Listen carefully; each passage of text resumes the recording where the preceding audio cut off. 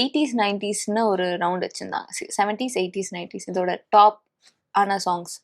So அதில் எனக்கு கண்ணால நீ சாங் வந்துச்சு. ஸோ அந்த சாங் வந்து ரொம்ப நல்லா இருக்கும். ஈஸியாக இருக்கிற மாதிரி இருக்கும் கேட்க. ஆனால் அதில் போய் பார்த்தோன்னா இந்த இடத்துல இப்படி இருக்கும், இந்த இடத்துல அப்படி இருக்கும். ஸோ ஒரு இடத்துல சேஞ்சஸ் இருக்கிறதுனால இந்த இடத்துல இப்படி பாட வேண்டிய இடத்துல நான் இப்படி பாடுவேன். அந்த பிச் பிச் இல்ல, கமகாஸ். ஓகே. இப்போ வந்து கண்ணாளனே இவ்வளோ இருக்குன்னா கண்ணாளனே அப்படி பாடிட்டு ஐயோ இங்க இது வருமே அப்படின்னு யோசிப்பேன். ஸோ அப்போ என்ன ஆகும்னா ஒர்க்கிங் வந்து எப்படி மெத்தட் இருக்கு அப்படின்ட்டு நான் வந்து பண்ணும்போது சாங் லிரிக் எழுதிட்டு அந்த லிரிக் மேலே இப்போ வந்து சாங் கேட்பேன். ஒரு 1 லைன் கேட்போம், அது அப்படியே வேவ்ஸ் ஃபார்மேட்டில் எழுதுவேன். நோட்ஸில் ஒரு சிலர் எழுதுவாங்க, அதாவது சரிகம பதனிசா அந்த நோட்ஸில் எழுதுவாங்க. நான் என்ன பண்ணேன்னா வேவ்ஸ் ஃபார்மேட் போடுவேன். ஸோ இப்போ வந்து இப்போ ஒரு சாங் போகுதுன்னா இப்படி இப்படி இப்படி வேவ்ஸ் போகும். ஸோ அந்த வேவ்ஸ் ஃபார்மேட் போடுவேன். ஸோ அதில் வந்து இங்கே கண்ணாலனே கண்ணாலனே அப்படி வருதுன்னா இப்படி கமகாஸ் போகும்.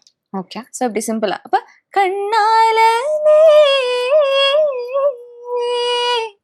இந்த மாதிரி வேவ்ஸ் போட்டு வச்சிருக்கும் போது ஓகே இங்கே இது வரும் அப்படின்னு சொல்லிட்டு அந்த புக்கை திருப்பி திருப்பி திருப்பி அந்த பேஜே ஒரு மாதிரி இருக்கும்.